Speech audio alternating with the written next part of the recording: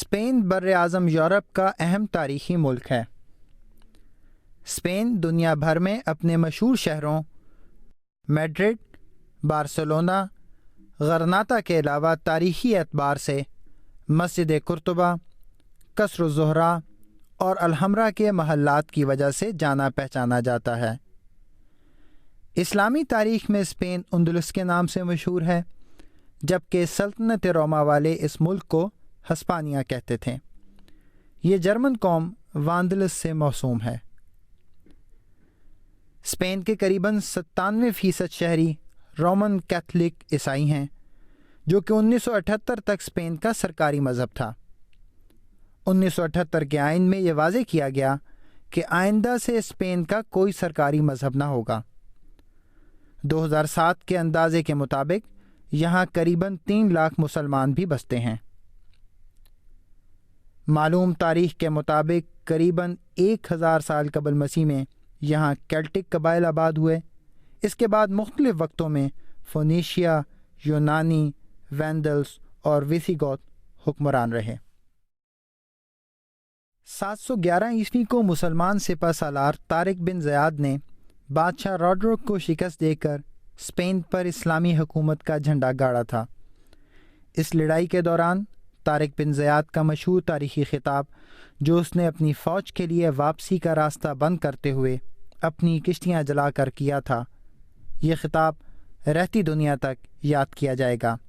اس نے کہا تھا، اے لوگو، جائے فرار کہاں ہے؟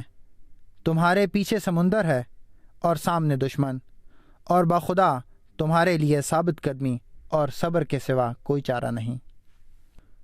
مسلمانوں کی اس تاریخی فتح سے اسپین کا وہ 700 سالہ سنہری دور شروع ہوا جس میں اہل اسلام نے اس سرزمین کو خوشحالی اور ترقی سے ہمکنار کیا، اور یہاں تعلیم و حکمت کے وہ چراغ روشن کیے جن سے یورپ کی ظلمت اور تاریکی دور ہوئی۔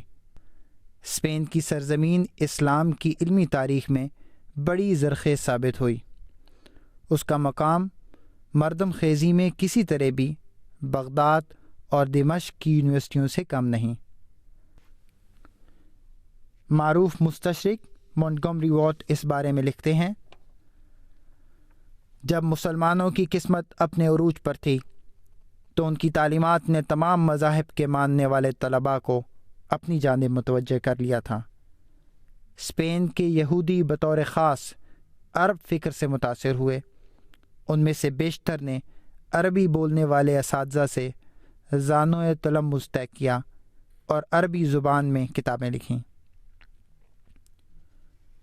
یہ تاریخ اسلام کا ایک المناک باب ہے کہ مسلمان 800 برس کی حکمرانی کے بعد اسپین سے حرف غلط کی طرح مٹ گئے۔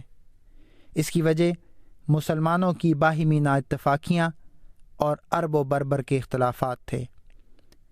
ریاستی خانہ جنگیوں نے مسلمانوں کو زوال کی راہ پر ڈال دیا، حتیٰ کہ 1236 عیسوی میں اندلس کا ہیرا شہر قرطبہ مسلمانوں کے ہاتھ سے چھن گیا اور عیسائیوں نے مسجد قرطبہ کو گرجا بنا لیا۔ سقوط قرطبہ اور اشبیلیہ کے بعد اسپین میں مسلمانوں کی آخری ریاست بھی بالآخر 1492 کو عیسائیوں کے قبضے میں چلی گئی۔ کی داستاں بن چکا، قصر غرناطہ عبرت نشاں بن چکا، روب اشبیلیہ بھی دھواں بن چکا، گویا مردوں کا یہ ایک جہاں بن چکا۔ اس پہ آنسو نہ ہرگز بہائیں گے ہم، نئے ارض و سما اب بنائیں گے ہم، اس پہ آنسو نہ ہرگز بہائیں گے ہم، نئے ارض و سما اب بنائیں گے ہم، اس پہ آنسو نہ ہرگز بہائیں گے ہم، نئے ارض و سما اب بنائیں گے ہم۔